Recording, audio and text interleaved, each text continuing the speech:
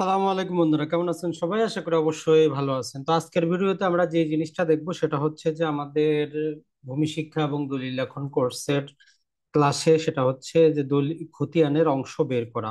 এর আগের প্রথম যে ভিডিওতে আমরা বায়না দলিল রিলেটেড আলোচনা করেছি। দ্বিতীয় ভিডিওতে আমরা দলিল সংক্রান্ত বিষয়গুলো আলোচনা করেছি, দলিল পরিচিতি। তৃতীয় ক্লাসে আমরা খতিয়ান পরিচিতি আলোচনা করেছি। তো আজকের ক্লাসে আমরা দেখব যে খতিয়ানের যে অংশগুলো এগুলো কিভাবে বের করতে হয়, কারণ যখনই আমরা একটা সম্পত্তির মালিকানা বের করব বা দলিল খতিয়ান পড়ার চেষ্টা করব, সেখানে কিন্তু আমাদের অংশ বের করাটা জানতে হবে, শিখতে হবে। কারণ এটা খুবই গুরুত্বপূর্ণ একটা জিনিস, খতিয়ানের অংশ বের করা। কারণ হচ্ছে যে একটা খতিয়ানে একাধিক ব্যক্তি মালিক থাকতে পারে, দুইজন, তিনজন, চারজন।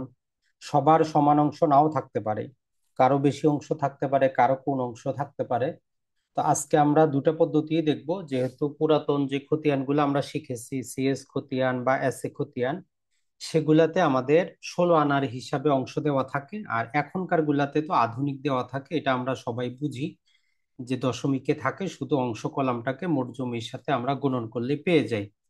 তো আমাদের যে পুরাতন যে 16 আনার হিসাবটা একটু খাতা কলম সহকারে আজকে আপনাদের ক্লাসটা দেখতে হবে, অথবা পরবর্তীতে রেকর্ড দেখার সময় আপনি অবশ্যই কাগজ নিয়ে বসবেন এবং এক দুইবার একটু লেখার চেষ্টা করবেন যে 16 আনার হিসাবটা। এক দুইবার যদি প্র্যাকটিস করেন তাহলে খুব সহজে কিন্তু আপনার মনে থাকবে। তো তার আগে একটা বেসিক নলেজ আপনাদের নেওয়া প্রয়োজন। মনে রাখবেন যে আমরা জিএল নাম্বার কাকে বলে সেটা শিখেছি, মৌজা কাকে বলে সেটা শিখেছি, দাগ নাম্বার কাকে বলে সেটাও আমরা জানি। এখন ধরেন যে একটা দাগের মধ্যে যদি ধরলাম আমরা এখানে 10 শতক জমি আছে, তো এই 10 শতক জমি পৃথক পৃথক যদি দুইজন মালিক হয় তাহলে দুইটা খতিয়ানে 5 শতক 5 শতক চলে যাবে। তার মানে একটা বেসিক নলেজ হচ্ছে যে একটা দাগের বিপরীতে একাধিক খতিয়ান হইতে পারে। অর্থাৎ একটা দাগ থেকে তিনটা, চারটা, পাঁচটা, 100টাও খতিয়ানের সৃষ্টি হইতে পারে। এই জিনিসটা মনে রাখবেন যে একটা দাগের একাধিক ব্যক্তি মালিক থাকতে পারে, তাদের পৃথক পৃথক খতিয়ান থাকতে পারে। আবার এমনও হইতে পারে যে একটা খতিয়ানে একাধিক দাগ থাকতে পারে, একটা, দুইটা, তিনটা, এরকম অসংখ্য দাগ মিলে একটা খতিয়ান হইতে পারে। যেমন আমরা খতিয়ান পরিচিতিতে দেখিয়েছি যে একটা খতিয়ানের মধ্যে অসংখ্য রকম দাগ আছে। তো এখন আমাদের মূল বিষয়বস্তু যেটা হচ্ছে, যখন আমরা এই খতিয়ান গুলো পড়তে যাব তখন একটু বেসিক নলেজ দরকার ওই যে জমির পরিমাণ সংক্রান্ত বিষয়, যে কোনটা একর, কোনটা শতক, কোনটা অযুতাংশ।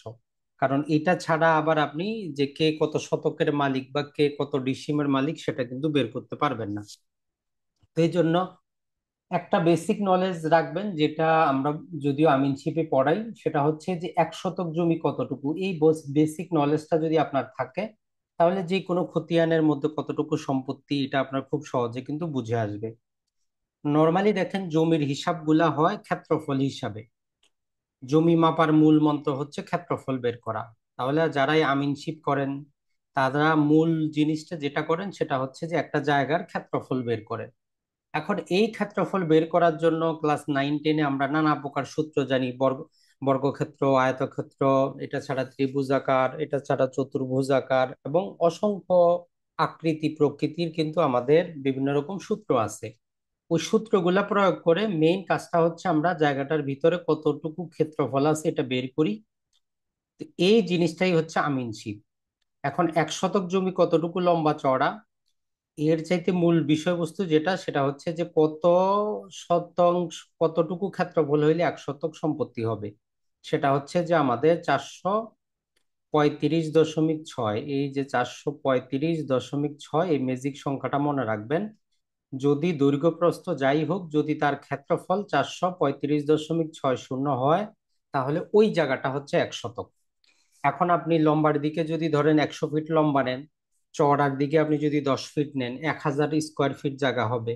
তো ওইখানে আপনি 435 দিয়ে ভাগ করলে মোটামুটি 2 শতকের উপরে জায়গা পাবেন। তাহলে মূল শুধু এই জিনিসটা মনে রাখবেন যে 435.60 স্কোয়ার ফিট বা বর্গ ফিট জায়গাকে আমরা 1 শতাংশ বলি। এখন খতিয়ানের মধ্যে আমরা একর শব্দটা পাবো। তাহলে দেখেন 1 একর সমান হচ্ছে আমাদের 100 শতক। তার মানে 1 একর অনেক বড় জায়গা যদি আমরা হিসাব করি। কারণ 1 শতকই হচ্ছে আমাদের 435.60। তো 1 একরে 100 শতক, এই সাধারণ শব্দটা মনে রাখবেন। এখন অনেক ক্ষেত্রে দলিল বা খতিয়ানে পড়তে আপনি দেখবেন যে 50 শতক জায়গাকে দলিলে লেখা আছে, দেখবেন যে 0.5 একর। 0.5 একর, তো এটা আসলো কিভাবে? কোনো কিছুই নেই, এই যে 100 যেটা আছে এটাকে জাস্ট আমরা ভাগ দিয়েছি 50 দিয়ে। তো এই 50টাকে যদি আমরা 100 দিয়ে ভাগ দিই তাহলে 0.5 আমাদের ইজিলি চলে আসবে। এখন কারো যদি 20 শতক সম্পত্তি হয় দলিলে সেটা 0.2 একর লেখা থাকবে। কারো যদি 5 শতক সম্পত্তি হয় দলিলে সেটা 0.05 একর লেখা থাকবে।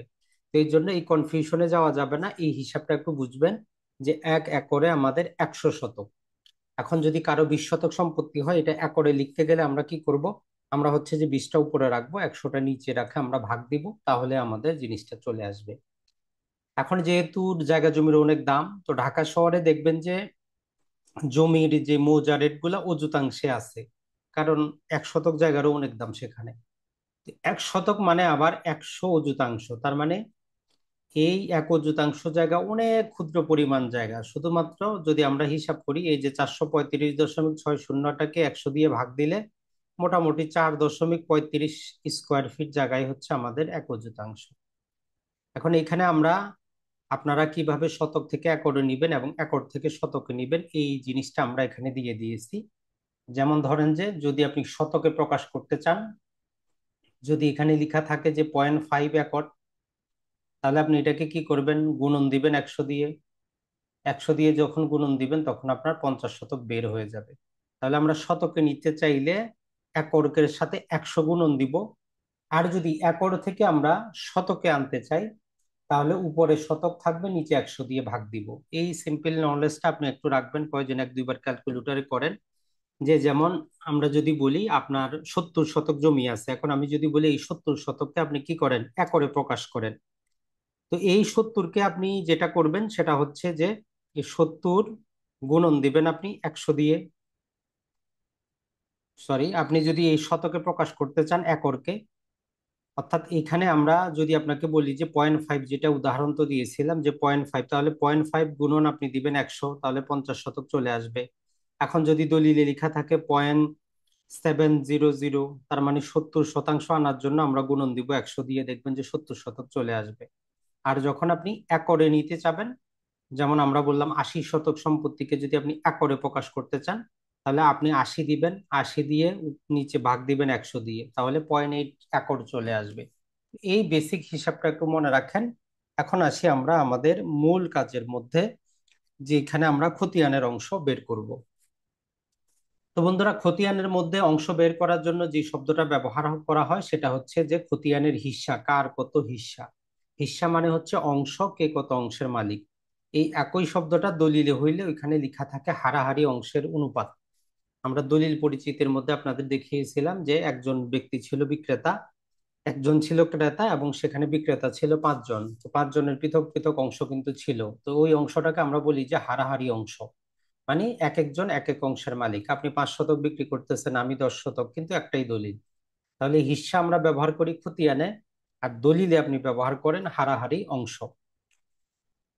এখন আমাদের মূল যে জিনিসটা পাবেন সেটা হচ্ছে 1984 সালের আগের যত খতিয়ান, সেটা সিএস হোক, এসএ হোক বা আরএস হোক, 1984 সালের আগের সকল খতিয়ানে হিস্সাগুলা ওই যে পুরাতন পদ্ধতির 16 আনার অংশ হিসাবে পাবেন।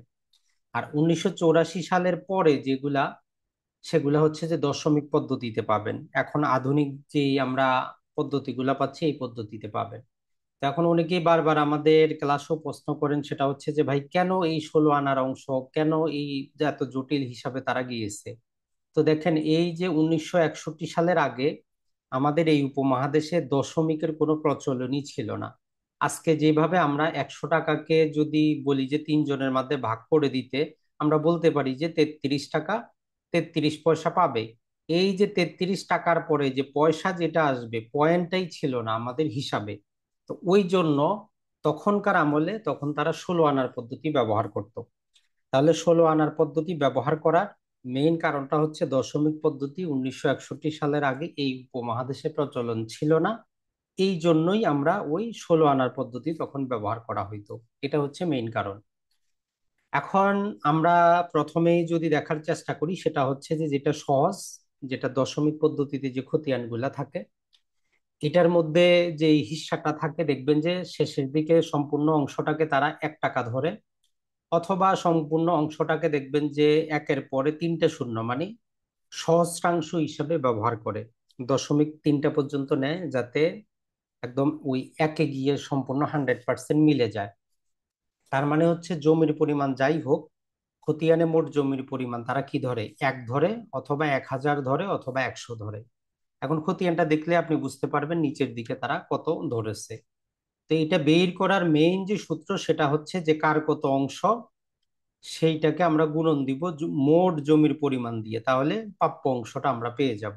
তো একটা উদাহরণ যদি আমরা এখানে দেওয়ার চেষ্টা করি, সম্ভবত দেখা যাচ্ছে, আপনাদের একটু ঝুম করে দেই। দেখেন যে এই খতিয়ানে 4 জন ব্যক্তি মালিক, একজনের হচ্ছে 0.400, আরেকজনের হচ্ছে 0.200, আরেকজনেরও 0.200, আরেকজনেরও 0.200। তো টোটাল মিলে হচ্ছে আমাদের এর যেটা করেছে যে 1 টাকা। 1 টাকার জন্য একজনের হচ্ছে যে 0.40 আমরা বলতে পারি, তাহলে খুব সহজে বুঝে আসবে। তাহলে 0.40 একজনের, আরেকজনের 20, আরেকজনের 20, আরেকজনের 20, তিনজনের অংশ হচ্ছে 60, আরেকজনের অংশ হচ্ছে একাই 40। এখন এই খতিয়ানে প্রথম জনের অংশ কতটুকু হবে, তো এটা আমরা দেখতে হবে যে মোট জমি কতটুকু খতিয়ানে। তো এখানে মোট জমি আমরা যদি দেখি, মোট জমি আমাদের দেখাচ্ছে 4 একর 67 শতাংশ। এই খতিয়ান গুলাতে সব জায়গায় দেখেন 4টা করে ডিজিট আছে। আমরা আগেও বলে দিয়েছি যে এখানে শতাংশ না, 4টা করে সংখ্যা থাকলে এটাকে অযুতাংশ হবে, 1 শতকে হচ্ছে 100 অযুতাংশ। তো ভবিষ্যতে যখন খতিয়ান আসবে তখন হয়তো দেখবেন যে এখানে অযুতাংশ লেখা আছে। এখন আপনি বুঝে নিবেন, যদি 4 ডিজিটের জমির পরিমাণ থাকে তার মানে এটা অযুতাংশ। তো আপনি সহজে পিছনে দুইটা সংখ্যা বাদ দিবেন, বাকিটা সরাসরি আপনি শতকে বলতে পারবেন। যেমন 73 শতক, 33 শতক, 32 শতক, 24 শতক, এইভাবে আপনি খুব সহজে কিন্তু বলতে পারবেন।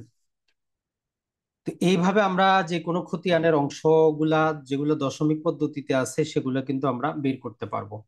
তো এটা আরো একটা যে উদাহরণটা দিয়েছি এখানে আমাদের দেওয়া আছে, জাস্ট একটু আমরা আপনাদেরকে বলে দেই যে 4 জনের যে অংশের পরিমাণটা, সেখানে টোটাল জমির পরিমাণ হচ্ছে 4 একর 67 অযুতাংশ, মানে 4 একর 67 শতক। এই পয়েন্ট দিয়ে আমরা দুইটা শূন্য বাদ দিয়ে দিব, তাহলে 4 একর 67 শতকে হচ্ছে 4 জন মালিক।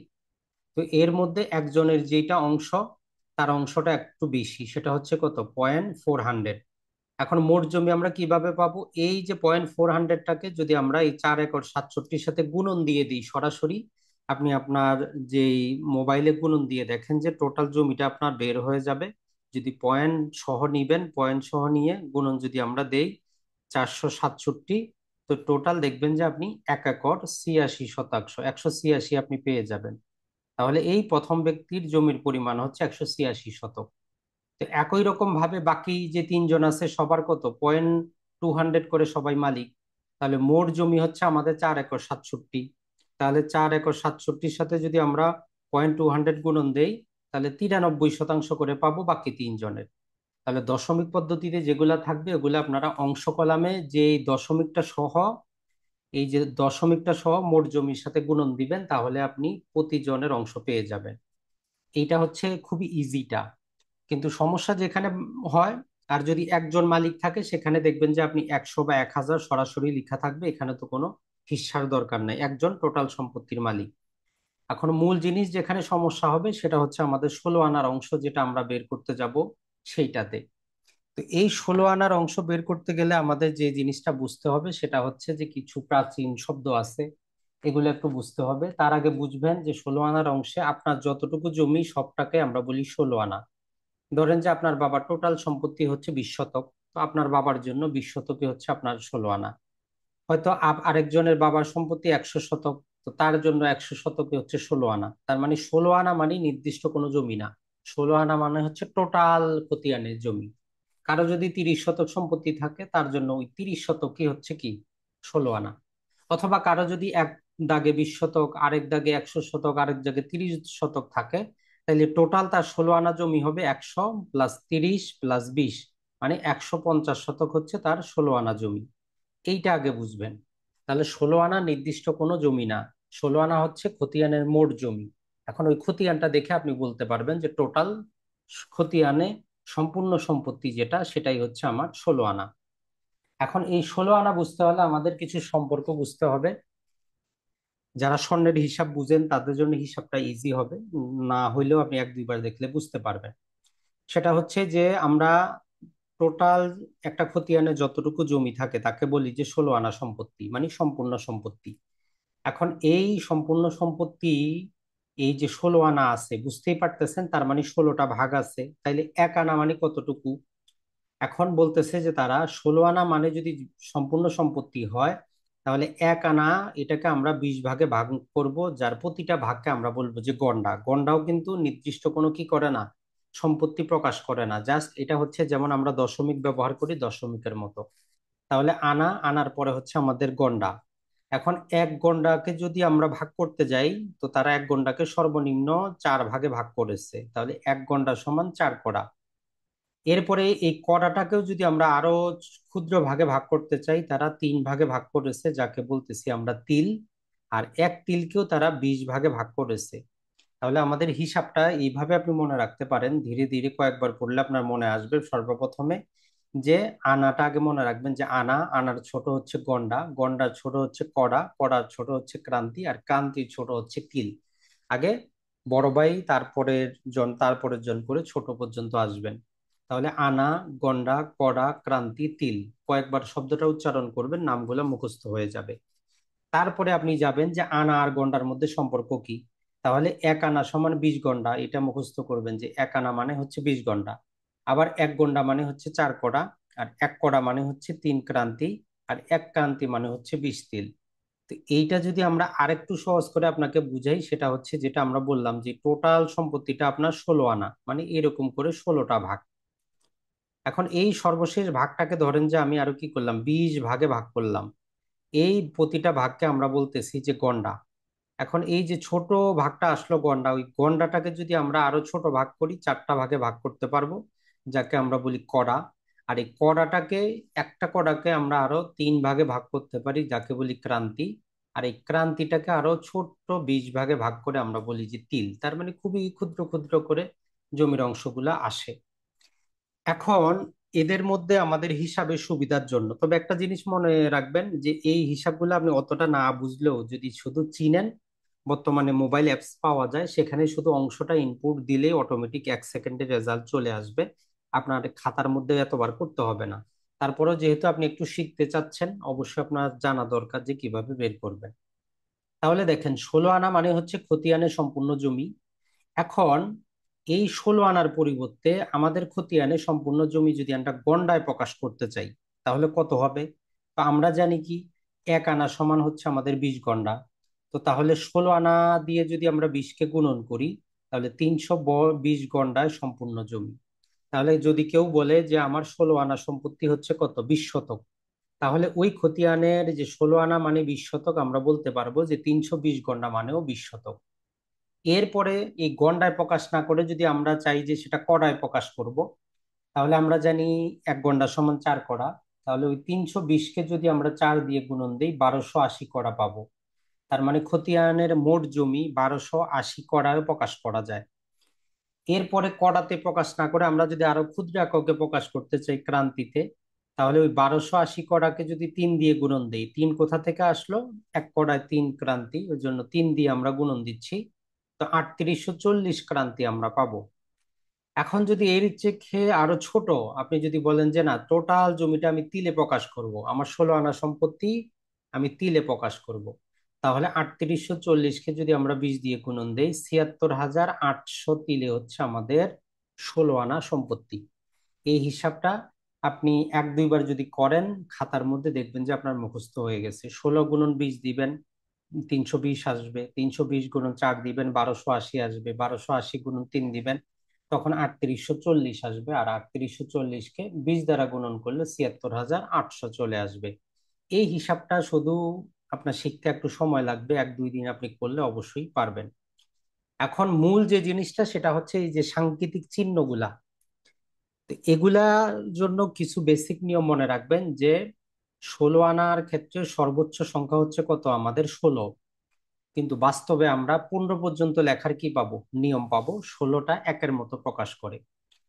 একই রকম ভাবে যদি আমরা দেখি যে আমরা যদি গন্ডা যখন লিখতে যাব, 20 গন্ডা পর্যন্ত আমরা পারবো না, শুধু 19 গন্ডা পর্যন্ত আমরা লিখবো। কড়ার ক্ষেত্রেও 4 কড়া, কিন্তু আমরা লিখবো শুধু 3 কড়া পর্যন্ত। ক্রান্তির ক্ষেত্রেও 3 ক্রান্তি, কিন্তু আমরা লিখবো 2 ক্রান্তি পর্যন্ত। আর তিলের ক্ষেত্রেও 20 তিলের পর্যন্ত, কিন্তু আমরা লিখবো 19 পর্যন্ত। কারণ কারণ হচ্ছে 20 তিল মানেই তো হচ্ছে আমাদের কি, 1 ক্রান্তি। তো ওই জন্য 20 তিল লেখা হয় না, 19 তিল পর্যন্ত লেখা হয়। একটু উদাহরণ নিচের দিকে গেলে আপনি বুঝবেন। তো এখন এই আনাগোন্ডা কোডা ক্রান্তির ক্ষেত্রে এই যে চিহ্নগুলা, এই চিহ্নগুলো আপনাকে একটু লিখতে শিখতে হবে। যদি আপনার আশেপাশে কলম থাকে তাহলে সবচেয়ে বেস্ট, আপনি খুব সহজে কিন্তু লিখতে পারবেন। দেখেন এই যে আনা লেখাটা এখানে যেমন দেখতেছেন, কিছুই না, আমরা যেই একটা বাংলা লেখার পরে কি দেই, ফুল স্টপের জায়গায় একটা দাড়ি দেই। তো ওই দাড়িটাই দিব, তবে একটু বাঁকানো করে। এটাই হচ্ছে আমাদের এক আনা। তার মানে দাড়ির মতো করে দিব, তবে একটু বাঁকানো যদি হয়, এটা হচ্ছে আমাদের এক আনা। এরপরে হচ্ছে যে আমাদের 2 আনা। এখন 2 আনাটা যদি আমরা দেখি, যে 2 আনাটা আমাদের জন্য বাংলা নয়ের মতো কিন্তু লেখা, অতটা কিন্তু কিছু না। তবে আমরা সেটাকে লিখবো এইভাবে, এই যে 2-এর মতো করে লিখে আপনি একটু টান মারবেন। এই যে এখানে যেরকম দেখতেছেন এরকম কিন্তু হয় না, আপনি লেখার বাংলা 2 লেখার মতো এরকম করে একটা টান মারবেন। তাহলে একটা হেলানো দিবেন 1 আনা, বাংলা 2-এর মতো লিখবেন। এই হচ্ছে 2 আনা। দেখেন আপনি 1-2 বার ট্রাই করেন 2-এর মতো লিখে, দেখবেন যে আপনার হয়ে যাবে। 1-2 বার ট্রাই করেন এইভাবে লিখে 2 আনা। এখন যেটা 3 আনা আছে এখানে নয়ের মতো দেখাচ্ছে, তবে এটাকে আপনি লিখবেন কি, এই 2 লিখার মতোই লিখবেন, তবে একটু পেঁচ একবার বেশি দিবেন। এটা হচ্ছে আমাদের 3 আনা। মানে 2-এর মতোই লিখবো, কিন্তু আমরা একটা পেঁচ একবার বেশি দিব, তো তখন সেটা আমাদের 3 আনা হয়ে যাবে। তাহলে এই তিনটাকে আপনি 1-2 বার চেষ্টা করেন, ভিডিওটা দেখতে দেখতে এখনই 1-2 বার আবার চেষ্টা করেন, দেখবেন যে আপনার হয়ে যাবে। তাহলে একটু হেলানো 1 আনা, বাংলা 2-এর মতো হচ্ছে 2 আনা। 3 আনা আমরা 2-এর মতোই দিব, তবে আমরা ওই যে ঘোরানো পেজটা একটু বেশি দিব, একবার বেশি দিব, তো এটা হয়ে গেছে আমাদের 3 আনা। এই তিনটাই আমাদের জন্য গুরুত্বপূর্ণ। এখন 4 আনাটা একদম বাংলা দাড়ির মতো, আর কিছুই না, জাস্ট খাড়া একটা দাড়ি, এটা হয়ে গেছে আমাদের 4 আনা। এই চারটা যদি আপনি শিখতে পারেন, বাকিগুলা অটোমেটিক হয়ে যাবে। বাকিগুলা কিভাবে দেখেন, 5 আনা যখন আমরা লিখবো, আগে লিখবো আমরা 4 আনা, এরকম একটা দাড়ি দিব, কত হইলো 4 আনা।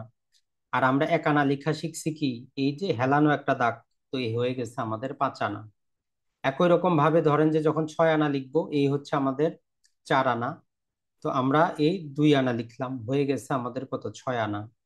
তো 7 আনার ক্ষেত্রেও এই আমরা 4 আনা লিখলাম, লম্বা একটা দাগ দিলাম, 4 আনা। আমরা লিখবো আর কত, 3 আনা। তো এই জন্য আমরা, এই হয়ে গেছে আমাদের 3 আনা। আর 8 আনা যখন লিখবো, এই হচ্ছে 4 আনা, এই হচ্ছে 4 আনা, তো হয়ে গেল আমাদের 8 আনা। তার মানে 1 থেকে 4 পর্যন্ত লেখা যদি শিখেন, বাকিগুলো ওইটার সাথে একটু অ্যাড করে করে কিন্তু আপনি এগুলো পারবেন। এরপরে 9 আনার ক্ষেত্রেও দেখেন যে প্রথমে আপনি লিখবেন 4 আনা, তারপরে লিখলেন আপনি 4 আনা, কত হইলো 8 আনা। আরো লাগে 1 আনা, তো 1 আনা আমরা জানি আমাদের বাঁকানো দাগ, তো এই হয়ে গেছে আমাদের 9 আনা। তো 10 আনার ক্ষেত্রেও দেখেন যে এই 4 আনা, এই হচ্ছে 4 আনা, 8 আনা। আর এই হচ্ছে আমাদের বাংলা 2-এর মতো করে 2 আনা। তো হয়ে গেল টোটাল সম্পত্তি আমাদের 10 আনা। 11 আনাও ওই একই রকম আসবে, এই হচ্ছে আমাদের 4 আনা, এই হচ্ছে 4 আনা, 8 আনা। আর আমরা লিখবো 3 আনা। এই হয়ে গেল আমাদের 11 আনা। আর এই 12 আনার ক্ষেত্রে আমাদের নিয়মটা একটু ভিন্ন, তবে সহজ, এটা মনে রাখবেন। বাংলা যেভাবে আমরা ধ লিখি, ওইটাই হচ্ছে আমাদের 12 আনা। বাংলা যে আমরা ধ গুলো লিখি, ধ মানে হচ্ছে 12 আনা। তাহলে আমরা 1 2 3 4 এই চারটা শেখার পরে 5 থেকে নিয়ে 11 পর্যন্ত ওগুলাই, নতুন কোনো চিহ্ন নাই। শুধু 12তে গিয়ে আমরা একটা পাচ্ছি বাংলা ধ। এখন 13 আনা একই রকম ভাবে দেখেন যে আমরা প্রথমে বাংলা ধ দিলাম, মানে 12 আনা। সাথে 1 আনা লেখার জন্য আমরা কি করি, ডাব্লিউর মতো করে দিই, একটা টান দিয়ে দিই। তো হয়ে গেল আমাদের 13 আনা। 14 আনাও একই রকম, এই যে আমরা দিয়ে দিলাম বাংলা ধ, মানে 12 আনা। আর লিখবো আমরা 2 আনা, তো বাংলা 2-এর মতো দিলাম, হয়ে গেল আমাদের 14 আনা। এখন আসেন 15 আনা, তাইলে প্রথমে আমরা আগে লিখি 12 আনা, তারপরে লিখে দেই আমাদের এই 3 আনা, হয়ে গেছে কত, 15 আনা। এখন এই যে 16 আনা আছে, 16 আনাটা বাংলা 1-এর মতো লিখে তার নিচের দিকে একটা চিহ্ন দেওয়া হয়, এটারে বলে যে আমরা ভিখারি চিহ্ন বা ইল্ক চিহ্ন। তো এইভাবে আপনি যদি 1 2 বার ট্রাই করেন, আশা করি আপনার জন্য ইজি হবে। তো আরো একবার আমরা আপনাদেরকে দেখায় দেই, কারণ প্রথমবার লিখতে অনেকেরই অসুবিধা হয়। তাহলে আমরা একটা বাঁকা টান দিব এরকম করে, এটা হবে আমাদের 1 আনা। যখন আমরা বাংলা 2 এর মতো লিখবো, এটা হবে 2 আনা। বাংলা 2 এর মতোই লিখবো, কিন্তু টানটা আমরা একটা পেজ বেশি দিব, হয়ে যাবে আমাদের 3 আনা। সোজা আমরা একটা দাগ টানবো, এটা হচ্ছে আমাদের কত, 4 আনা। এই চারটাই শিখবো। 5 আনা তখন আমরা আগে লিখবো 4 আনা, তারপরে এই হচ্ছে 1 আনা, 5 আনা। 6 আনার ক্ষেত্রে আগে লিখবো 4 আনা, তারপরে লিখবো 2 আনা, হয়ে গেল 6 আনা। 7 আনাও আগে লিখবো আমরা কত, 4 আনা, পরে লিখবো আমরা 3 আনা, হয়ে গেল আমাদের 7 আনা। 8 আনার ক্ষেত্রেও এই 4 আনা, লম্বা দাগ আবার লম্বা দাগ, 4 4 8 আনা হয়ে গেল। 9 আনাও একই রকম, প্রথমে লিখবো 4 আনা, তারপরে 4 আনা হইল 8 আনা। এরপরে আমরা এই 1 আনা বাঁকা টান দিব, 9 আনা। 10 আনাও একই রকম, এ হয়ে গেল 8 আনা, আর বাংলা দিব 2, হয়ে গেল 10 আনা। 11 আনাও ওই একই রকম, 4 আনা প্লাস 4 আনা প্লাস হচ্ছে আমাদের 3 আনা, 11 আনা। আর যখন আমরা 12 আনায় আসবো, তখন বাংলা ধয়ের মতো দিব, এটা হচ্ছে আমাদের 12 আনা। আর 13 আনা লিখতে গেলে আগে 12 আনা লিখবো, তারপরে আবার 1 আনা, হয়ে গেল আমাদের 13 আনা। 14 আনাও আগে লিখবো আমরা 12 আনা, তারপরে লিখবো 2 আনা। 15 আনার ক্ষেত্রেও আগে লিখবো 12 আনা, পরে লিখবো 3 আনা, 15 আনা। আর 16 আনা আমরা বাংলা একের মতো দিব, নিচের দিকে একটা টান দিব, যেটাকে আমরা বলি যে ভিখারি বা ইল্ক চিহ্ন। এইভাবে আপনি ভিডিওটা দেখে দেখে অথবা পিডিএফটা আমরা দিব, তো এইখান থেকে যদি 2 3 বার ট্রাই করেন, আপনি যে কোনো খতিয়ানের এটা দেখে চিনতে পারবেন। আর বাকি হিসাব যদি নাও পারেন, মোবাইলের অ্যাপস গুলা আছে, আমরা নাম বলে দিব, ওইখানে শুধু এন্ট্রি করবেন, আপনার জমির পরিমাণ দিবেন, অটোমেটিক চলে আসবে। তবে এই লেখাটা অবশ্যই শিখবেন, তাহলে আপনি যে কোনো খতিয়ান দেখে চিনতে পারবেন যে কত আনার কথা বলা আছে এখানে। এখন আসি, আমরা গণটা কিভাবে লিখতে হয় এটা আমাদের শিখতে হবে না, কারণ 1 থেকে 20 পর্যন্ত আমরা সবাই লিখতে পারি। 1 2 বাংলা যেভাবে আমরা 1 2 3 4 করে লিখি, তো 1 থেকে 19 পর্যন্ত ওইভাবে আমরা গন্ডাগুলা লিখবো, পৃথক কোনো নিয়ম নাই। তো কড়ার নিয়মটা ওই একই রকম। দেখেন, আমরা এতক্ষণ শিখে আসলাম একটা খাড়া দাগ হচ্ছে কত, 4 আনা। তো একটা খাড়া দাগ 1 কড়া বুঝাবে, তবে এটার সামনে আমরা একটা চিহ্ন দিব। একটু পরে আমরা ওইটা শিখাচ্ছি, যেটাকে বললাম যে ভিখারি বা ইল্ক চিহ্ন। যখনই এইভাবে থাকবে শুধু, এটার মানে হচ্ছে 4 আনা। কিন্তু যখনই তার সামনে একটা আমরা চিহ্ন দিয়ে দিব, এটার মানে হচ্ছে কি, 1 কড়া। ওইরকম 2টা দাগ আমরা জানি 8 আনা হয়, কিন্তু যখনই তার সামনে একটা আমরা এই ব্র্যাকেটের মতো দিয়ে দিব, তখন সেটা হয়ে যাবে 2 কড়া। আর এই যে 3 কড়া যেটা আছে, এটা হচ্ছে ওই যে 12 আনা যেভাবে আমরা লিখতাম ওই জিনিসটাই, তবে সামনে শুধু একটা ব্র্যাকেট থাকবে। তাহলে আমাদের নতুন করে কিন্তু আর কিছু শিখার নাই, শুধু ওইটাই থাকবে, শুধু সামনে যদি আমরা এরকম একটা চিহ্ন পাই, আমরা বুঝবো যে এটা আনা না, এটা হচ্ছে আমাদের কি, কড়া। এই জিনিসটাই। একই রকম ভাবে ক্রান্তির ক্ষেত্রেও দেখেন, যে আমরা যেভাবে বাঁকা টান দিতাম, কি জানতাম, 1 আনা। সামনে যখনই একটা ব্র্যাকেট থাকবে, তার মানে এটা হয়ে গেল আমাদের ক্রান্তি। তো 2 আনার ক্ষেত্রে এরকম বাঁকা থাকবে, সামনে একটা ব্র্যাকেট দিলে হয়ে যাবে আমাদের 2 ক্রান্তি। এই জিনিসটা মনে রাখবেন। তাহলে চিহ্ন মোট আমাদের ওই চারটাই, যে ওই 1 আনা, 2 আনা, 3 আনা, আর এই 4 আনা, আর হচ্ছে 12 আনা। এই টোটাল 5টা চিহ্ন যদি আমরা চিনতে পারি, বাকি সবকিছু কিন্তু আমরা লিখতে পারবো। ওই তিলের ক্ষেত্রেও আমরা 1 2 3 4 করে বাংলা যেভাবে লিখি, তিলগুলা ওইভাবে লিখা হয়। তো এখন আপনারা যেটা বলবেন যে ভাই, কড়াও তো 1 2 3 4 করে 20 পর্যন্ত লিখা হয়, ক্রান্তিও তো লিখা হয়। তো এগুলো পৃথক করার জন্য এখন আমরা আসি যে চিহ্ন আমরা ব্যবহার করব, যেগুলো এখানে দেখতেছেন। যেমন যখন আপনি আনাগুলা লিখবেন, শুধু কোথাও আনা লিখবেন, সেখানে আমরা কিভাবে বুঝবো এটা আনা, আনা গন্ডা, আনা কড়া, আনা ক্রান্তি? তো এই জন্য যখন আপনি এরকম একটা টান দিবেন, 1 আনা লিখবেন, নিচে ছোট্ট করে আমরা একটা ডট দিয়ে দেই। এটা দ্বারা বোঝা যায় যে এটা হচ্ছে আমাদের 1 আনা। আর 2 এর ক্ষেত্রে একই রকম, দেখেন যে 2 আনা দিয়ে আমরা নিচে ছোট করে একটা ডট দিয়ে দিছি, এটার মানে হচ্ছে 2 আনা। তো 3-এর ক্ষেত্রেও এরকম ডট দিয়ে দিব। তো এইভাবে লিখতে লিখতে যখন আমরা 16 আনা লিখবো, এই এক লেখার পর ডট না দিয়ে আমরা নিচের দিকে একটু টান দিব। এইটাকে বলে যে ভিখারি বা ইল্ক চিহ্ন।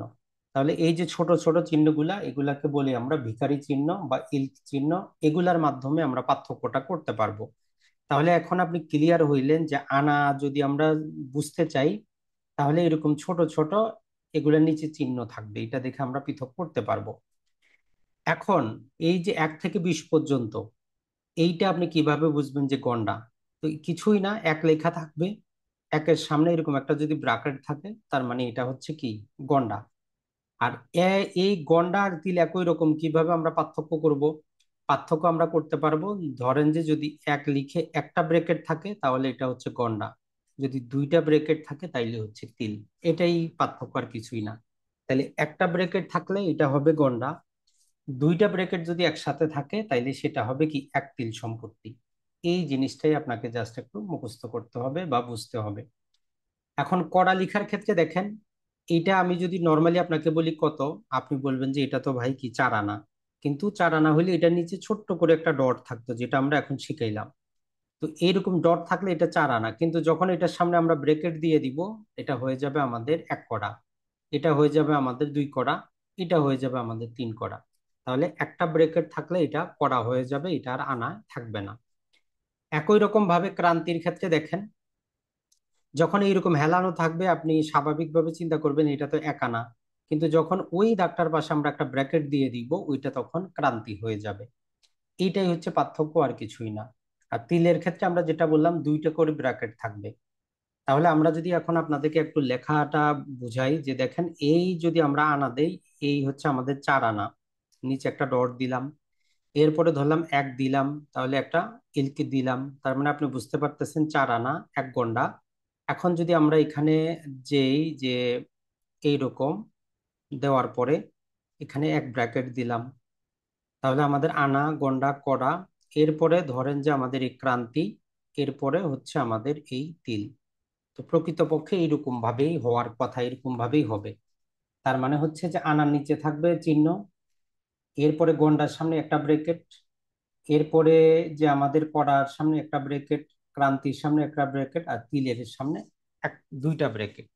কিন্তু যখন আপনি দেখবেন যে কোনো জিনিস আপনি যখন জানবেন বুঝবেন, তখন আপনার বারবার এই চিহ্নগুলো দিতে মন চাবে না। আপনি বলবেন যে আমি তো জানি যে প্রথমে আনা থাকবে, তারপরে থাকবে আমার কড়া, তারপরে থাকবে আমার ক্রান্তি, তারপরে থাকবে যে আমার আর তিলগুলা থাকবে, অর্থাৎ ধারাবাহিক ভাবে থাকবে। যেমন আমরা জানি বাংলাদেশে 1,000 টাকার নোট, তারপরে 500 টাকা, তারপরে 200 টাকা, তারপরে 100, তারপরে 50, তারপরে 20, তারপরে 10, 5।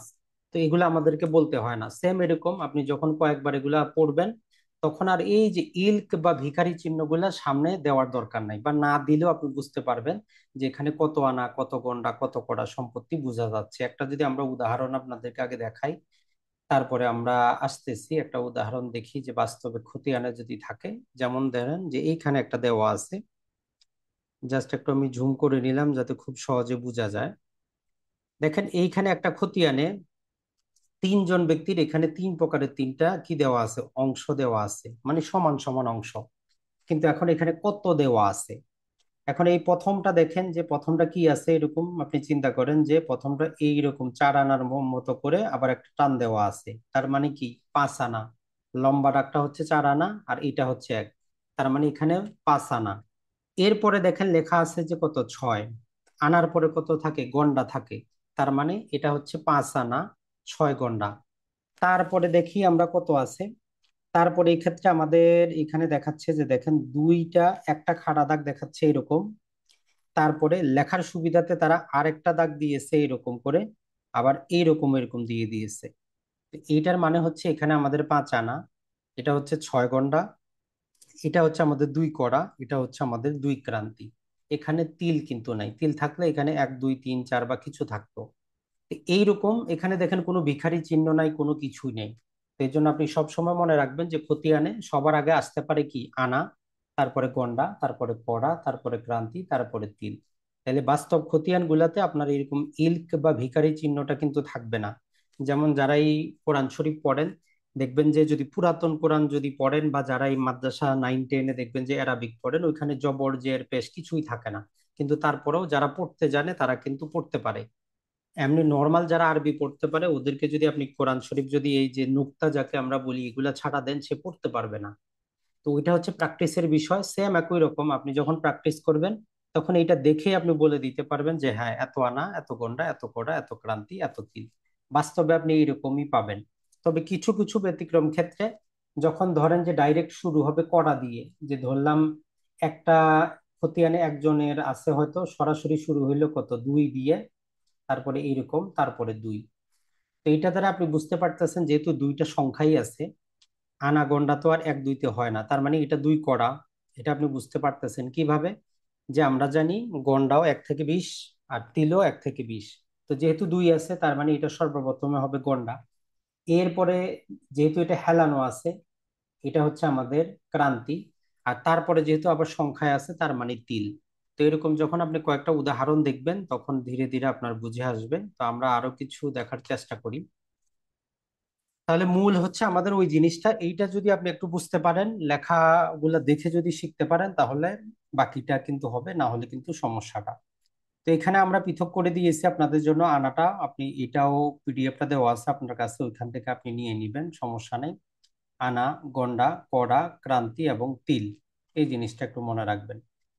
আর এইটার সাথে আমাদের যে দশমিকের সম্পর্ক, এটা নর্মালি আপনার মুখস্থ করার দরকার নাই, যেটা আমরা বললাম যেহেতু বর্তমানে অ্যান্ড্রয়েড অ্যাপস গুলা পাওয়া যায়, ওগুলাতে দিলেই চলে আসে। তো এই জন্য এত কষ্ট করে ধরেন যে এক আনা সমান বর্তমানে কত আমাদের অংশ বুঝায়। যেমন যদি 8 আনা দেখি আমরা, এই যে 8 আনা মানে হচ্ছে যে ধরেন আপনার কত 50%, এতটুকু আপনি মনে রাখতে পারেন। 8 আনা মানে টোটাল সম্পত্তির অর্ধেক। আর 4 আনা মানে কত তাহলে? 4 আনা মানে যে দেখেন এই যে টোটাল সম্পত্তির 1/4 ভাগ। আর 12 আনা মানে কত? টোটাল সম্পত্তির আপনার 2/3 হচ্ছে আপনার, এই যে এখানে আপনার 75% চলে যাবে। আর 16 আনা মানে হচ্ছে আমাদের সম্পূর্ণ অংশ, বা 1000 বা 1 বা 100, যে নিয়মে আপনি পড়েন। কোনো কোনো খতিয়ানে দেখবেন টোটাল সম্পত্তি 1 আছে, কোথাও 100 আছে, কোথাও 1000 আছে। তো যতই থাকুক আপনার টেনশনের কারণ নাই, কারণ এখানে 1000 দিচ্ছে, তাহলে দেখেন এখানে তারা কি করতে পারছে, দশমিক 3টা পর্যন্ত নিয়ে যাইতে পারছে, ওই জন্যই। এখন যদি আসি আমরা আমাদের যে এই অংশগুলো আমরা কিভাবে বাস্তবে বের করতে পারবো, তা তার আগেও বললাম যে আপনি অ্যান্ড্রয়েড অ্যাপসে শুধু এন্ট্রি করে দিলে বের হয়ে যাবে। কিন্তু এখন আমরা কিভাবে বের করব সেটা একটু দেখার চেষ্টা করি। যে যেমন ধরেন যে যদি 16 আনাতে দেওয়া থাকে, বাস্তবে যদি আপনি হাতে কলমে করেন, দুইটা পদ্ধতিতে আপনি বের করতে পারেন। দুইটা পদ্ধতিতে কি, এখানে একটা আমরা উদাহরণ নিয়েছি যে এখানে আপনাদেরকে দিলাম আমরা 5 আনা, 10 গন্ডা, 1 কড়া, 1 ক্রান্তি। ধরেন যে আপনি একটা খতিয়ান পাইলেন, এই রকম হচ্ছে কি একজনের অংশ। ওই খতিয়ানে টোটাল জমি হচ্ছে 250 শতক। একটা খতিয়ানের মোট জমি 250 শতক, তার মধ্যে একজন ব্যক্তির অংশ দেওয়া আছে কত? 5 আনা, 10 গন্ডা, 1 কড়া, 1 ক্রান্তি। তাহলে এটা আপনি কিভাবে বের করবেন? তো এটা বের করার দুইটা পদ্ধতি। একটা হচ্ছে যে আমরা প্রথমে বের করতে পারি এই ব্যক্তি আনা হিসাবে কত শতক পাবে, গন্ডা হিসাবে কত শতক পাবে, কড়া হিসাবে কতটুকু পাবে, ক্রান্তি হিসাবে কতটুকু পাবে, তারপরে আমরা যোগ করে দিতে পারি। আরেকটা পদ্ধতি হচ্ছে যে আমরা দেখবো যে এই খতিয়ানের সবচেয়ে ক্ষুদ্র কোনটা, তো দেখতেছি ক্ষুদ্র হচ্ছে তিল। তাইলে আমরা টোটাল যে একটা আমরা সূত্র জানি কি, 20 গন্ডা সমান, আমরা দেখেছি যে 1 গন্ডা সমান 4 কড়া, 1 আনা সমান 20 গন্ডা। তো এইভাবে টোটাল জমির পরিমাণটাকে এখানে আমরা তিলে নিয়ে আসতে পারি, এক ক্লিকে করতে পারি। তবে সবচেয়ে বেস্ট আমাদের যেটা হয়,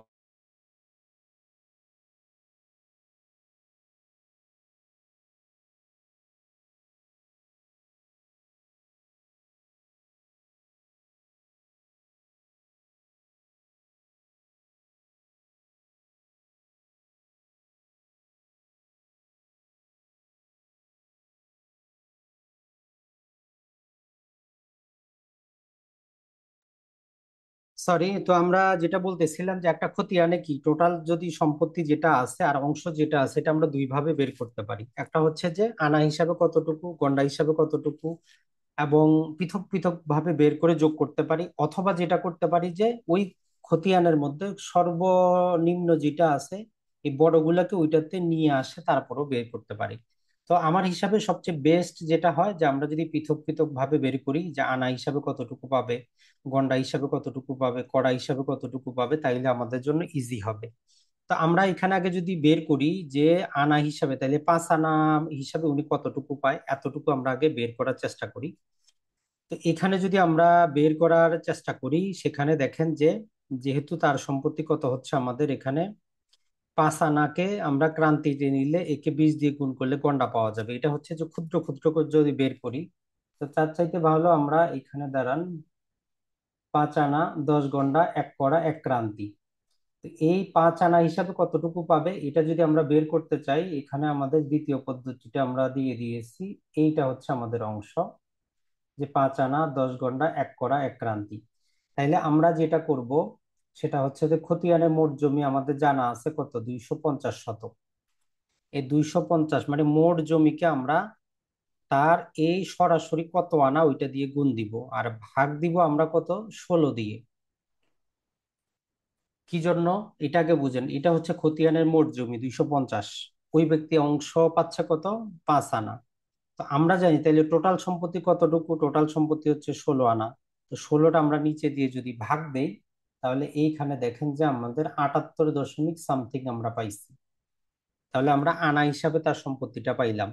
এখন যদি এই জায়গায় 5 আনার পরিবর্তে তার যদি ধরেন যে 10 আনা হইতো, তাহলে জাস্ট আমরা 10 দিয়ে গুণন দিতাম, মোট জমিটাকে 16 দিয়ে আমরা ভাগ দিতাম। এই 16 দিয়ে কেন ভাগ দেই এটা অনেকেই আমাদের আগের ক্লাসগুলোতেও বুঝেন নাই। 16 দিয়ে এই জন্যই আমরা ভাগ দেই, আমরা জানি যেহেতু 16 আনা সমান কি, সম্পূর্ণ অংশ। সম্পূর্ণ অংশ এখানে কত, 250 শতক। তাহলে এই খতিয়ানে সম্পূর্ণ অংশ মানে 250। তো ওই জন্য আমরা যে কাজটা করেছি যে 250 গুণন তার প্রাপ্য অংশ ভাগ হচ্ছে মোট জমি। তো এই সূত্র প্রয়োগ করে দেখেন যে আমরা পেয়েছি কি, আনা হিসাবে এত পাচ্ছে। এখন যদি আমরা গন্ডা হিসাবে হিসাব করি যে উনি গন্ডা হিসাবে কতটুকু পাবেন, তো যেহেতু 10 গন্ডা, তাহলে দেখেন এই 10 গন্ডাকে আমরা মোট জমি দিয়ে ভাগ দিব, 10 গুণন দিব 250। এখন এইখানে আমরা ভাগ কিন্তু 16 দিয়ে দিব না, এখানে ভাগ দিব কত, 320 দিয়ে। কেন 320 দিয়ে, কারণ আমরা জানি 320 গন্ডায় হচ্ছে সম্পূর্ণ অংশ। তো এইখানে এইরকম ভাবে আমরা যদি দেই, তাহলে মোটামুটি 7.5 শতকের একটু বেশি, 7.82 শতক সম্পত্তি আমরা এখানে পাবো। একই রকম ভাবে এখন যদি আমরা ক্রান্তি হিসাবে চাই, 1 ক্রান্তি, তো 1 গুণন হচ্ছে আমাদের মোট জমি, মোট জমি আমাদের কত, 250 শতক। এখন ক্রান্তি হিসাবে টোটাল সম্পত্তি কত আসবে, টোটাল সম্পত্তি আসবে আমাদের 3840, আমরা পড়েছি যে 3840 ক্রান্তিতে আমাদের সম্পূর্ণ অংশ। তো এটা দিয়ে ভাগ দিলে মোটামুটি আমাদের 0.05% পাবো। তো এইরকম যদি তিল যদি দেওয়া থাকতো, ধরেন যে 10 তিল, তাহলে এই 10 গুণন দিতাম আমরা 250, ভাগ দিতাম কত, ওই যে একটু আগে আমরা দেখলাম 76,000, সম্ভবত 800, 76,800 দিয়ে আমরা ভাগ দিতাম। তো এইটা হচ্ছে এক পদ্ধতি, যেখানে পৃথক পৃথক ভাবে বের করে পরে সবগুলো আমরা যোগ করে দিব, যোগ করলে পাবো যে 86 শতক সম্পত্তি পাবে। এখন আর যেই একটা পদ্ধতি, এটা একটু জটিল পদ্ধতি, তারপরেও একটু আমরা বুঝার চেষ্টা করি। এখানে হচ্ছে যে আমাদের সবচেয়ে বড় হচ্ছে কি, আনা, এবং সবচেয়ে ছোট হচ্ছে আমাদের এই ক্রান্তি। তাইলে আমরা আগে আনা, গন্ডা আর কডা এই তিনটাকে ক্রান্তিতে নিয়ে আসবো, যে টোটাল কত ক্রান্তি সম্পত্তি আছে। তো এখন যদি আমরা করতে যাই, তাহলে আমরা 5 আনা সম্পত্তিকে যদি দেখেন যে আমরা কিসে নিতে চাই, 5 আনাকে ক্রান্তিতে নিতে হলে সর্বপ্রথম 20 দিয়ে গুণন দিতে হবে। যেহেতু 1 আনা সমান 20 গন্ডা, তাহলে সর্বপ্রথম আমরা গন্ডায় নিয়ে আসব। এখন গন্ডায় নিয়ে যে ফলটা পাবো, সেটাকে যদি আমরা 4 দিয়ে যদি গুণন করি, তাইলে আমরা কড়ায় পেয়ে যাব। ওই কড়ার যে অংশটা পাবো ওইটাকে যদি 3 দিয়ে গুণন করি, তাহলে ক্রান্তি পাবো। ওই যে হিসাবটা একবার আপনি স্মরণ করেন, 1 আনায় হচ্ছে 20 গন্ডা, 1 গন্ডায় হচ্ছে যে আমাদের 4 কড়া, আর 1 কড়ায় হচ্ছে 3 ক্রান্তি। এইটা দিয়ে যদি গুণন দেই, যে দেখেন এখানে আমাদের 4 দ্বারা গুণন করি এবং 3 দ্বারা গুণন করি, তাহলে টোটাল অংশটা আমাদের ক্রান্তিতে চলে আসবে। তো আমাদের ছিল কত, 5 আনা। আনাকে আমরা গন্ডায় নেওয়ার জন্য 20 দিয়ে গুণন দিয়েছি, আর খতিয়ানে তার এক্সট্রা আছে 10 গন্ডা, তো টোটাল 110 গন্ডা সম্পত্তি। এখন আমরা গন্ডাতেও বের করব না, তো আমরা চাচ্ছি যে 110 গন্ডাকে আমরা কি নিয়ে আসি, আরো ছোট এককে নিয়ে আসি। তাইলে 1 গন্ডার সমান আমরা জানি কত, 4 কড়া। তাইলে এই 110কে 4 দিয়ে যদি গুণন দেই, আর খতিয়ানে অলরেডি 1 কড়া সম্পত্তি আছে, তাহলে 461 কড়া, 41 কড়া আমরা সম্পত্তি পাবো। এখন আমরা এই কড়াতেও বের করব না, আমরা চাচ্ছি ক্রান্তিতে বের করব। তো আমরা জানি 1 কড়া মানে 3 ক্রান্তি। তো তাহলে এই 461কে যদি আমরা 3 দিয়ে গুণন দেই, তাহলে আমরা পাবো যে 1323। আর অলরেডি খতিয়ানে উনি 1 ক্রান্তির মালিক, তাহলে 1324 ক্রান্তি। তাহলে যেই এই যে 1324 ক্রান্তি হচ্ছে টোটাল সম্পত্তির উনি অংশীদার, এটা তার অংশ। এখন এই 1340 ক্রান্তি দিয়ে কিভাবে আমরা অংশটা বের করব? তো একই রকম ভাবে দেখেন, মোট জমি আমাদের 250 শতক। ওনার অংশ কত? 30 ক্রান্তি হিসাবে আমরা পাইলাম এই 1300, জাস্ট আমরা ইংরেজিতে দেই 1324। এখন এইটাকে আমরা ভাগ দিব কত দিয়ে? ভাগ দিব, আমরা জানি কত, 3840 ক্রান্তিতে সম্পূর্ণ অংশ। যদি আমরা বাংলা একটু দিই, 3840 ক্রান্তিতে সম্পূর্ণ অংশ। তাহলে হিসাব কিন্তু একই রকম। আনায় নিলে 16 দিয়ে ভাগ দেই, কড়াই নিলে 320 দিয়ে, তারপরে যদি তার পরবর্তী গন্ডায় নিলে 320 দিয়ে, কড়াই নিলে আমরা 3840 দিয়ে এখানে এরকম ভাগ দিচ্ছি। তো এটাকে যদি ভাগ দেই, একবারে আপনি ক্যালকুলেশন করে দেখেন যে 86% সম্পত্তি পেয়ে যাবে। এখন আপনি এই দুটো একবার এক দুইবার করে শিখে রাখতে পারেন, আর পরের কাজটা এবার থেকে আপনি যখন অ্যান্ড্রয়েড অ্যাপস এর মধ্যে এন্ট্রি দিবেন তখনই কিন্তু আপনি পেয়ে যাবেন। যেমন এই খতিয়ানে আমরা যেটা আপনাদেরকে দেখিয়েছি, যে এখানে দেখেন 3 একর 35 শতক সম্পত্তি, 3 ভাই মালিক, সবার সমান অংশ। তো এখানে তাহলে সবারই কত, 5 আনা 6 গন্ডা 2 কড়া 2 ক্রান্তি। অথবা যদি নর্মালও যদি আপনি এটাকে কি করেন, 335কে 3 দিয়ে ভাগ দেন, যেহেতু তিনজনই মালিক সবার সমান অংশ, মোটামুটি ধরেন যে আপনার 111 দশমিক সামথিং আসবে। তো ওইটা আপনি হিসাব করে দেখতে পারেন। এখানে দেখেন এই যে 335, তারপরে 5 আনা, আমরা এই যে আনা মানে হচ্ছে 16 দিয়ে ভাগ দিছি, 104 পাইছে। তারপরে গন্ডা হিসাবে কতটুকু পাচ্ছে, কড়া ক্রান্তি, টোটালটা আমরা এক এক করে বের করে যোগ করে দেখতেছি যে ওই যে 111.67 পাচ্ছে। তো যেহেতু আমরা আমাদের জাস্ট জানার জন্য বোঝার জন্য করব, ওই অ্যান্ড্রয়েড অ্যাপসে দিয়ে দিবেন, তাহলে 1 সেকেন্ডে বের হয়ে যাবে। আর এইভাবে খাতায় বের করতে কিন্তু অনেক সময় লাগবে, এই জিনিসটা একটু মনে রাখবেন।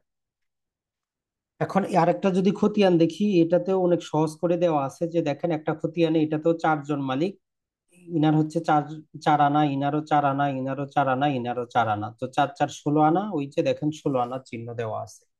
তো এটা আমরা খুব সহজেই বের করতে পারবো কিভাবে, যে টোটাল হচ্ছে 18 শতক সম্পত্তি আর সবাই সমানভাবে মালিক। তো এইটা আপনি জাস্ট 4 দিয়ে ভাগ দিলেই কিন্তু আপনার চলে আসবে। এটা ওই এত ক্যালকুলেশনের দরকার নাই, বেসিক আমরা বুঝি যে যেহেতু সবার সমান অংশ, 18 শতক সম্পত্তি, সবাই সমান পাবে। এরপরে যদি আরেকটা খতিয়ান থাকার কথা যদি থাকে, তো যাই হোক, এখানে এখন খতিয়ান রিলেটেড কিছু কথাবার্তা আছে, এটা একটু আমরা মনে রাখি। সেটা মনে রাখবেন, পুরাতন খতিয়ান হোক আর নতুন খতিয়ান হোক, খতিয়ানের অংশ কলামে যে অংশটা থাকবে এটাই হচ্ছে সবচেয়ে প্রাধান্য পাবে। মানে আমরা যে এই যে এখানে এই খতিয়ানটাতে দেখাইলাম, সবার যেমন ধরেন যে 4 আনা 4 আনা করে, এখন দেখা গেল এক ভাইয়ের সম্পত্তি একটু বেশি দখলে আছে। এখন সে যদি বলে যে না, আমার দখলে যেহেতু বেশি আছে আমি নিব, এটা হবে না, কারণ খতিয়ান বলতেছে যে সবার অংশ সমান। তাহলে সবাই সমানভাবেই সম্পত্তি পাবে। অর্থাৎ খতিয়ানের অংশ কলামে যে যে জিনিসগুলা থাকবে সেই মোতাবেকই পাবে। তো এই জন্য আমরা বলি যেটা, সেটা হচ্ছে যে অংশ কলামই প্রাধান্য পাবে সব সময়, এটা মনে রাখবেন। এরপরে যদি আমরা দেখি যে যদি কারো হিস্সায় জমি বেশি দাবি করে, সে যদি বলে যে না আমি আরো সম্পত্তি বেশি পাবো, তাইলে সেটা রেকর্ডীয় খতিয়ান হইলে সে আদালতে মামলা করবে। মামলা করে তার খতিয়ানটা সে ঠিক করবে। অথবা সে যেটা করতে পারে, এসিল্যান্ডের কাছে আবেদন করবে। এসিল্যান্ডের কাছে আবেদন করে যদি এসিল্যান্ড তার দলিলপত্র সবকিছু দেখে যদি ঠিক করে দেওয়ার তাহলে দিবে, তাহলে সে সেখান থেকে বেশি দাবি করতে পারবে। এটা ছাড়া কেউ শুধু দখলে বেশি আছে বলে সে কি করতে পারবে না, কোনোভাবেই বেশি সম্পত্তি দাবি করতে পারবে না। এই বেসিক জিনিসটা মনে রাখবেন, যে খতিয়ানের অংশ কলামই প্রাধান্য পাবে। তাহলে খতিয়ানের অংশ কলামটা কি পাবে? প্রাধান্য পাবে। আর এখন আমরা দেখি যে কিছু কিছু খতিয়ানে আপনি দেখবেন যে কার কতটুকু সম্পত্তি সেটা উল্লেখই করার নাই। কিছু কিছু ক্ষেত্রে কার কতটুকু সম্পত্তি অংশ কলামে কিছুই লেখা নাই, শুধু শেষে গিয়ে 16 আনা লেখা আছে, এখানে 3 জন 4 জন মালিক আছে। তো এইরকম যখন খতিয়ান নিয়ে বিরোধ ঘটে, তখন সর্বপ্রথম যিনি দাবি করবেন বেশি, যে আমি বেশি পাই, উনি দলিল দেখাবেন যে আমি ক্রয় সূত্রে বেশি পাই, উনি মামলা করে তার অংশটা ঠিক করবেন। সাধারণভাবে আমরা ধরে নিব যেটা, সেটা হচ্ছে যে ওনার সবার সমান অংশ। তাইলে খতিয়ানে যদি কারো অংশ উল্লেখ করা না থাকে, যদি একাধিক মালিক থাকে, আমরা বেসিক ভাবে ধরে নিব যে সবার সমান অংশ। যেমন ধরেন একটা খতিয়ানে 2 জন ব্যক্তির নাম আছে, খতিয়ানে কোনো অংশ লেখা নাই, তাহলে আমরা কি করব, যে জিনিসটা করব সেটা হচ্ছে যে সবাইকে আমরা সমান অংশ দেওয়ার চেষ্টা করব। এটাই হচ্ছে আইনের নিয়ম। এরপরে যদি আমরা দেখি সেটা, এখন যদি তারা বলে যে না এটা আমাদের পৈতৃক সম্পত্তি, তো এই ক্ষেত্রে আপনি দেখবেন যে নর্মালি ভাই বোনের দ্বিগুণ পায়। অর্থাৎ পিতার 1 একর সম্পত্তি ছিল, তো পিতার 1 একর সম্পত্তি থাকতে যদি এক ভাই এক বোন হয়, তো নর্মালি অংশ যদি উল্লেখ করা নাও থাকে, আমরা কি জানি ভাই যতটুকু পাবে বোন তার বোন তার অর্ধেক পাবে। তাইলে এই সম্পত্তিটাকে আমরা 3 ভাগ করব, মানে 33.33% কি এক বোন পাবে, আর ভাই তার দ্বিগুণ পাবে, মানে 66.67% পাবে। তাহলে খতিয়ানে যদি অংশ কলমে উল্লেখ করা না থাকে, আপনাকে একটু খোঁজ নিতে হবে যে এটা তাদের নিজের সম্পত্তি। ক্রয়কৃত সম্পত্তি হইলে দলিল দেখবেন, পৈতৃক সম্পত্তি হইলে ওয়ারিশ সনদ অনুযায়ী ঠিক করতে হবে। আর এর বাইরে কেউ যদি না মানে, তাকে বলতে হবে যে আপনি যে জমি বেশি পাবেন আপনার প্রমাণ দেখান, দলিল দেখান, দলিল দিয়ে যান, আপনি খতিয়ানটা সংশোধন করেন, আদালতে মামলা করেন। এটা ছাড়া কেউ শুধুমাত্র গায়ের জোরে সম্পত্তি বেশি দাবি করতে পারবে না, এটা মনে রাখবেন। এরপরে যদি জাস্ট আমরা ওইরকম একটা বিরোধ আছে এখানে একটু দেখানোর চেষ্টা করি, জাস্ট একটু যদি আমরা দেখানোর চেষ্টা করি যে একটা খতিয়ানে দেখবেন যে বাস্তব সমস্যাগুলো আমরা পাই, সেটা হচ্ছে যে এই একটা খতিয়ান দেখেন, এখানে টোটাল 8 জন মালিক। জাস্ট একটু জুমটা কম করে নেই। এখানে দেখেন যে সমন আলী, জাফর আলী, করম আলী, বাবর আলী, এদের পিতা হচ্ছে গেদু আলী মন্ডল। টোটাল এরা 4 ভাই।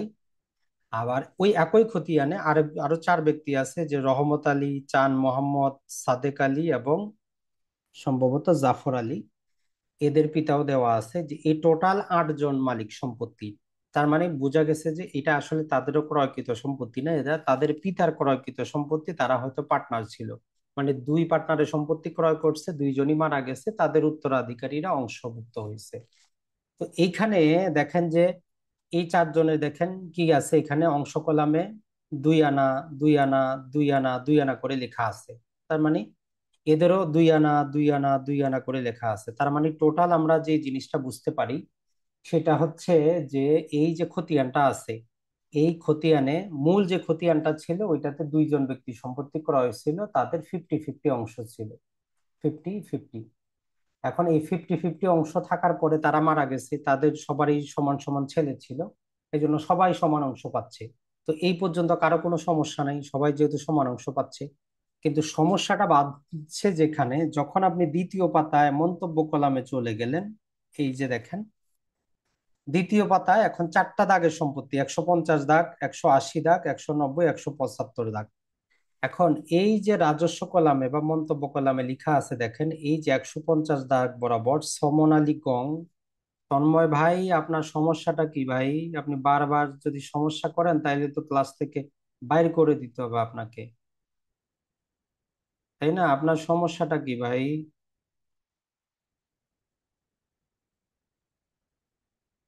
দাঁড়ান, পারমিশনটাই অফ করে দিই।